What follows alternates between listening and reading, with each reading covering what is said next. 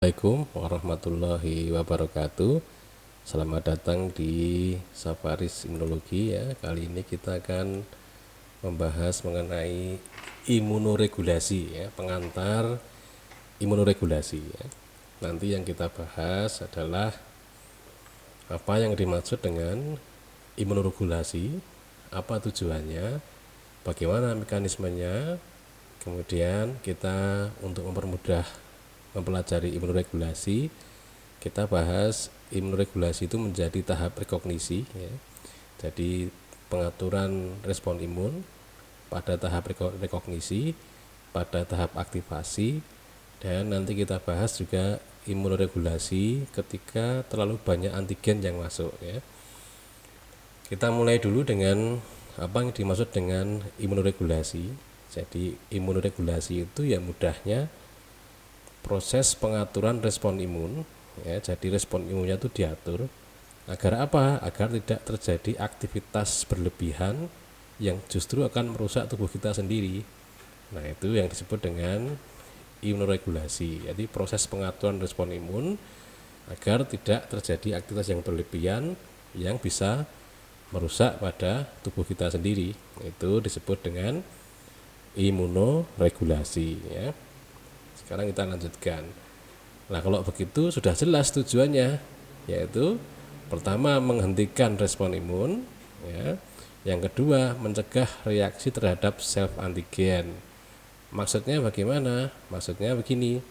Jadi kalau kita itu kemasukan kuman, kemasukan patogen, maka tubuh kita memberikan respon ya, sistem imun kita memberikan respon ya, dengan respon imun ya. Nah, ketika ketika patogen sudah hilang, respon imunnya itu harus dihentikan. Karena kalau enggak justru respon imun itu akan merusak tubuh kita ya. Nah, sehingga imunoregulasi menghentikan respon imun itu ya, sehingga tidak terjadi kerusakan setelah patogennya hilang. Ya, itu yang pertama. Yang kedua, mencegah reaksi terhadap self antigen. Maknanya bagaimana? Maknanya begini. Jadi kalau kita lihat ya, sel limfosit itu kan dimatangkan di timus ya. Nah, tetapi memang diakui bahwa sel limfosit kita itu mampu mengenali self antigen kita dengan ringan ya, dengan afinitas yang rendah. Artinya apa? Artinya sel limfosit T itu bisa mengenali self antigen kita ya, sehingga biar tidak terjadi reaksi terhadap self antigen, maka diperlukan adanya imunoregulasi ya. Nanti kita bahas satu-satu ya. Nah, ini mekanisme imunoregulasi itu sebenarnya para ahli membaginya banyak ya, berbeda-beda. Tetapi nanti yang kita pakai di sini adalah mekanisme imunoregulasi pada tahap rekognisi. Nanti isinya adalah anergi dan delesi. Kemudian mekanisme imunoregulasi pada tahap aktivasi. Nanti yang kita bahas 3 ya. Inhibisi dengan molekul co-inhibitory ya. Kemudian imunoregulasi oleh sel T regulator atau sel Treg, dan imunoregulasi yang diperankan oleh sel B regulator atau Breg ya. Nah, yang terakhir nanti kita bahas mengenai imunoregulasi ketika terlalu banyak antigen yang masuk dalam tubuh kita ya. Nah, kita bahas yang pertama dulu ya, imunoregulasi pada tahap rekognisi, artinya pada tahap pengenalan terhadap antigen ya. Nah, nanti ada 2, yaitu anergi sama delesi. Kalau anergi itu jadi ketika sel T misalnya dia mengenali antigen ya, tetapi tidak ada bantuan sinyal yang lain untuk mengaktifkan sel T, maka sel T-nya nggak bisa aktif walaupun dia mengenali antigen dari sebuah patogen ya. Itu namanya anergi. Tapi kalau delesi itu ketika sel T bisa mengenali sebuah antigen, maka sel T-nya itu akan mengalami kematian. Ya, kalau tidak ada sinyal yang lain yang bisa mengaktifkan sel T. Nah, untuk itu kita perlu sedikit mengingat kembali bagaimana sel T itu bisa teraktifkan, ya. Jadi kalau teori yang dianut sekarang itu adalah teori dua sinyal, ya. Jadi kalau di sini kan disebutkan ada 3 sinyal nih. Ya, yang pertama ini kan ada APC di sini ya. Di sini ada sel T. Ya, ini yang hubungan antara sel APC dengan sel T, ya, yang di sini ini disebut dengan sinap imunologis, ya. Nah, di sinap imunologis ini nanti ini ada molekul HMAC yang sudah menyajikan antigen, ya. Nanti antigennya ini akan dikenali oleh TCR. Ya, TCR itu kan membuat kompleks dengan CD3, jadi TCR CD3 kompleks. Nah, nanti dari rantai zeta dari CD3 ini nanti akan memberikan sinyal ke dalam sel untuk mengaktifkan limfosit T, ya. Sinyal yang kedua itu berasal dari molekul aksesoris, ya. Misalnya ini adalah CD28 yang nanti akan berikatan dengan CD80 atau CD86, ya, B71 atau B72. Nah, ketika sudah ada ikatan begini, ya, nanti CD28-nya akan memberikan sinyal ke dalam sel, ya, untuk mengaktifkan sel T, ya. Jadi ini sinyal yang kedua. Sinyal yang ketiga itu adalah nanti di dalam permukaan membran dari sel T itu ada berbagai macam reseptor, yaitu reseptor sitokin misalnya. Nah, reseptor sitokin ini nanti dia akan mampu mengenali ligannya, ya. Misalnya di sini adalah interleukin 2 reseptor, ya. Nanti dia bisa mengikat interleukin 2 atau interleukin 12 reseptor. Nanti dia bisa mengenali interleukin 12. Nah, kalau sudah berikatan begini antara interleukin dengan interleukin reseptor, ya, maka ini akan memberikan sinyal dalam sel untuk mengaktifkan sel T. Nah, untuk membuat sel T itu aktif paling tidak dibutuhkan 2 sinyal. Misalnya antara TCR dengan sinyal pertama dari TCR, sinyal kedua dari molekul aksesoris. Atau sinyal pertama dari TCR, ya, sinyal kedua dari sitokin. Ya, itu namanya teori 2 sinyal, ya. Jadi untuk mengaktifkan sel T diperlukan minimal ada 2 sinyal. Kalau ada 3 ya jelas aktif, ya, karena minimal ada 2, ya. Nah, sekarang kalau yang disebut dengan anergi itu begini.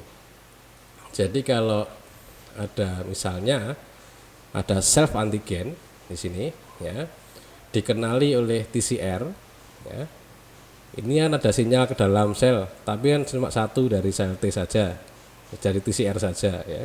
Tetapi tidak ada ikatan antara molekul aksesori, ya, antara CD28 dengan CD80 misalnya, ya. Juga tidak ada sinyal dari sitokin, ya. Sehingga kalau seperti ini tok, maka sel T-nya tidak aktif, ya, jadi anergi. Ya, anergi itu dia tidak aktif, ya, diem saja. Ada antigen, ya, dia nggak akan melawan, tidak akan memberikan respon. Ya, itu disebut dengan anergi. Tapi kalau apoptosis, delesi, ya, delesi itu begini. Ini ada self antigen, ya. Nanti self antigennya itu berikatan dengan TCR, ya. Nah, nanti berikan satu sinyal. Nah, satu sinyal ini nggak aktif. Nah, justru malah nanti misalnya kalau self antigennya ini misalnya sel, ya. Nah, di sel yang ini yang dikenali itu bisa mengekspresikan fas dan fas ligan, ya. Demikian juga dengan sel limfositnya, dia juga bisa mengekspresikan fas dan fas ligan, ya. Sehingga nanti fas itu akan berikatan dengan fas ligan yang dari pasangannya, ya, sel yang lain, ya. Nah, kalau ada fas ketemu dengan fas ligan, maka akan teraktifkan fas associated dead domain-nya itu, ya, sehingga nanti akan membentuk DIS atau Death Inducing Signaling Complex. Nah, itulah yang nanti akan mengirimkan sinyal ke dalam sel untuk memerintahkan sel untuk melakukan kematian ya. Nah, sehingga nanti selnya menjadi mati atau delisi. Ya, ini imunoregulasi pada tahap rekognisi ya.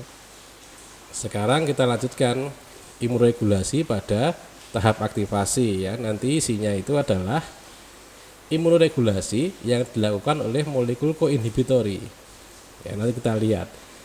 Kemudian yang kedua adalah yang dilakukan oleh sel Treg.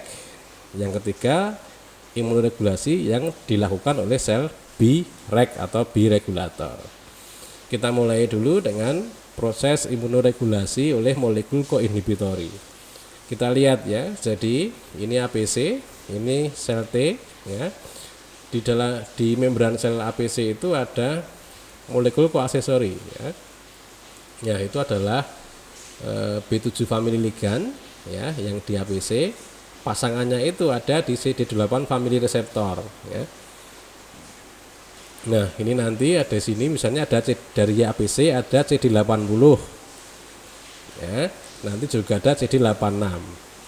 CD80, CD86 nanti berikatan dengan CD28 ya. Ini sudah juga ada CD80, CD86 berikatan dengan CTLA4 ya. Demikian juga dengan ini ya, CD80, CD86 berikatan dengan CTLA4. Jadi CD28 dan CTLA4 ini itu mempunyai pasangannya sama ya, CD80 dan CD86 yang ada di permukaan membran APC. Ya, sedangkan program dead ligand 1 dan 2 ini yang ada di permukaan membran sel APC itu nanti pasangannya adalah program dead 1 yang ada di permukaan membran sel T. Ya, itu dipegang dulu. Nah, kepentingannya apa? Kepentingannya untuk ini. Ya, ini sel APC ya, misalnya sel dendritik. Dia kan nanti kan menangkap antigen nih, jonjot-jonjotnya ini ya. Prosesnya ini akan menangkap antigen ya, menangkap patogen misalnya. Nah, patogen itu atau penyebab penyakit itu nanti setelah masuk dalam sel dia akan diproses. Ya, ketika diproses, dipotong kecil-kecil ya, kemudian protein yang antigennya yang kecil-kecil itu disajikan lewat molekul MHC ya, ditempelkan ke molekul MHC kemudian diletakkan di membran sel sehingga antigen yang disajikan oleh MHC ini dikenali oleh T cell reseptor atau reseptor sel T memberikan sinyal yang pertama. Tetapi di APC ini juga ada CD80 B71 dan CD86 B72 ya. Nah, CD80, CD86 ini berikatan dengan CD28.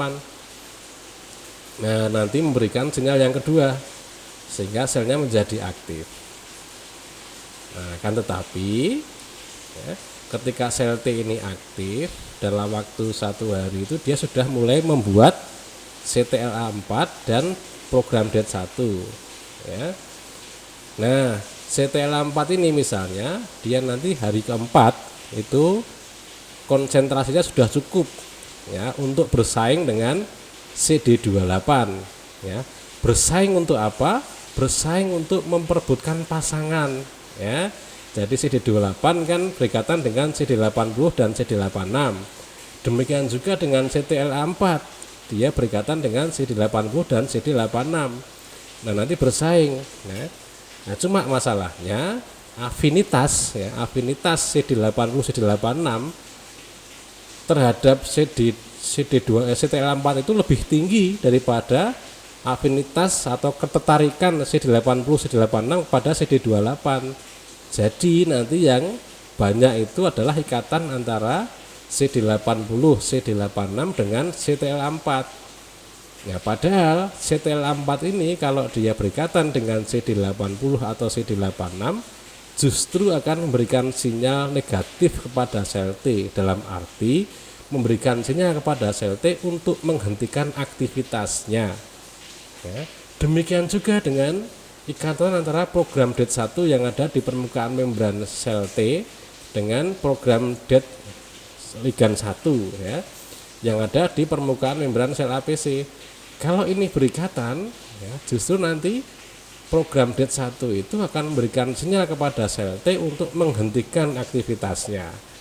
Nah, itulah yang dimaksud dengan mekanisme imunoregulasi ya, pada saat aktivasi melalui molekul koinhibitori ya.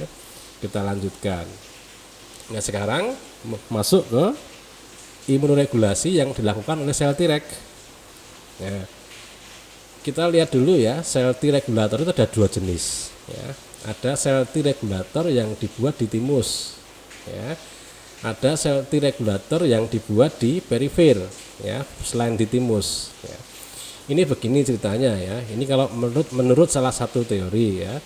Jadi kalau sel limfosit yang dihasilkan di sumsum tulang itu kan nanti masuk ke dalam timus ya. Di timus nanti sel T yang masuk tadi dari sumsum tulang tadi akan dikenalkan dengan self antigen ya.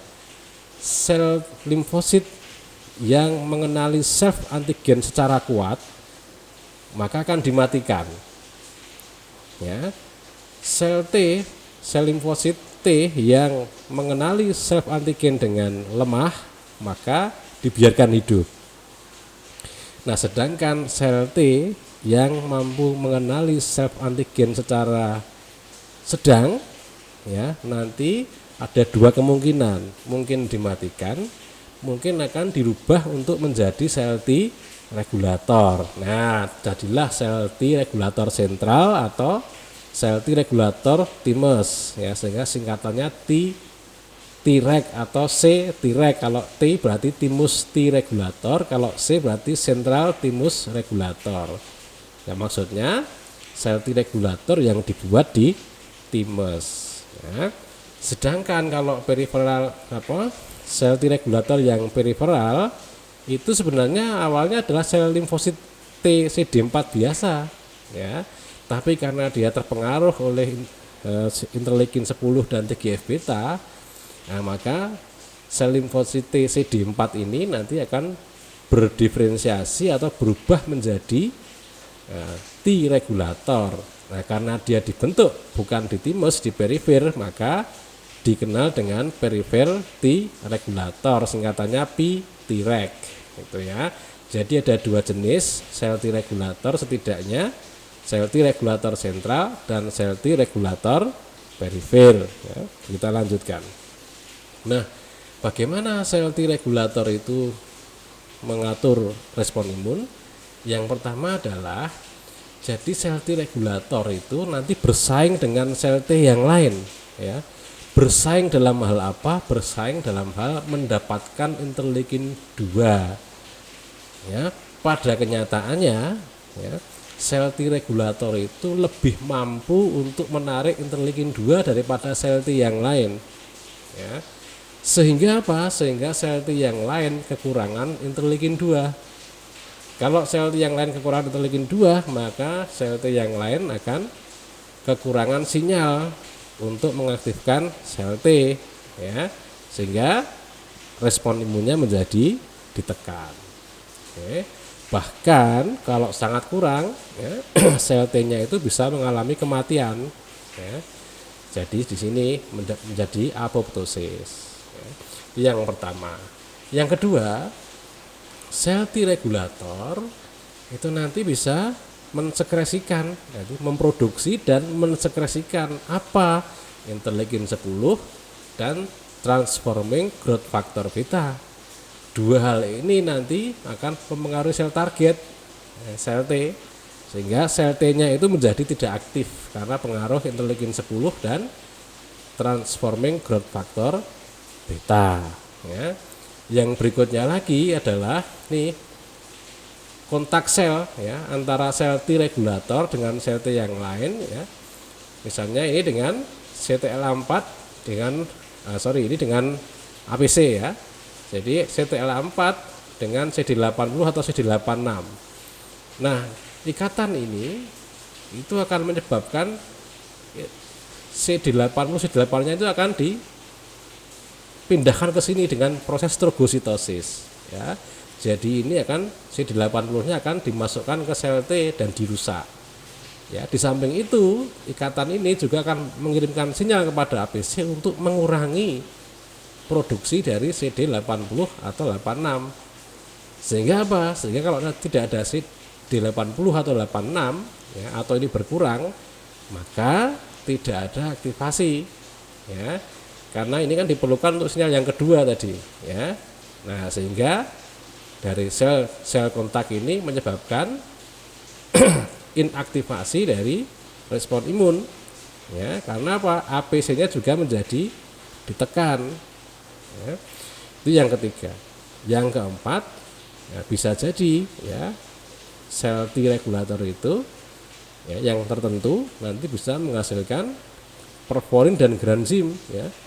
Nah, perforinnya nanti akan melubangi sel imun yang lain, granzimnya masuk ke dalam sel yang lewat perforin ya, kemudian menimbulkan apoptosis ya. Nah, itu mekanisme aksi sel Treg untuk mengatur respon imun ya. Sehingga dengan adanya keempat macam hal ini, maka respon imun menjadi ditekan ya. Yang tadinya sel T-nya aktif, APC-nya juga aktif, menjadi ditekan oleh adanya sel T regulator ya. Sekarang imunoregulasi yang dilakukan oleh sel B regulator ya. Nah, kita perlu tahu dulu ya, kalau dulu cuma ada satu ya sel B regulator gitu. Nah, sekarang subtipe dari sel B regulator manusia itu ada banyak ya. Ada yang immature B cell ya, ada yang sel B10, ada sel B granzim positif ya, ada sel BR1 ya, ada yang inducible Breg. Kalau dulu yang dikenal itu yang ini, inducible Breg ini ya. Karena apa? Karena ini awalnya sel B biasa, kemudian dengan proses yang tertentu dia akan menjadi sel B regulator. Ya, ini adalah beberapa sel subset dari sel B regulator pada manusia ya. Nah, kita lihat bagaimana sel B regulator itu terbentuk ya. Nah, yang tadi itu ada banyak subset itu terbentuknya karena memang masing-masing subset itu mempunyai induk sendiri-sendiri. Nah, itu teori yang pertama mengatakan seperti itu. Jadi sel B regulator itu dibentuk dari induknya masing-masing ya. Nah, tapi ada juga sel B regulator itu induknya satu ya, induknya satu ya, nanti dia berdiferensiasi menjadi berbagai macam sel B regulator tadi ya. Nah, tapi yang kedua juga, yang ketiga teori yang lain mengatakan bahwa ada dua sel B imatur ya, yang satu nanti jadi sel B imatur efektor ya, yang satu lagi nanti akan menjadi sel imatur B Breg ya. Ya, itu teori pembentukan sel B regulator ya. Kita lanjutkan. Nah, bagaimana mekanisme sel B regulator itu untuk mengatur respon imun? Nah, ini ya.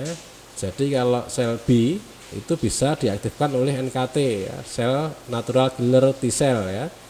Nanti NKT itu kan mengeluarkan interleukin 4, interleukin 10 dan interleukin 13 ya. Membuat pembentukan sel B regulator misalkan yang inducible Breg misalnya. Nah, inducible Breg itu nanti akan menghasilkan interleukin 10. Interleukin 10-nya nanti menghambat pembentukan sel T helper 17 ya. Itu yang pertama. Yang kedua ya, interleukin 10 itu juga nanti bersama dengan TGF beta nanti dia akan membuat sel T yang dipengaruhi oleh dua sitokin ini menjadi sel T regulator ya, sehingga seperti yang tadi ya.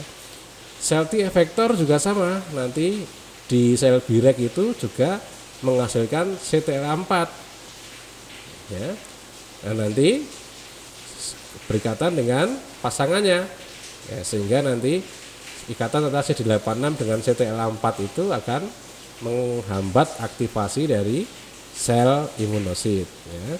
Nah, interleukin 10 nanti juga dia dipakai untuk membantu polarisasi pada sel T helper 2. Ya, sehingga apa? Sehingga nanti kalau di sini awalnya sel T helper 1 misalnya ya.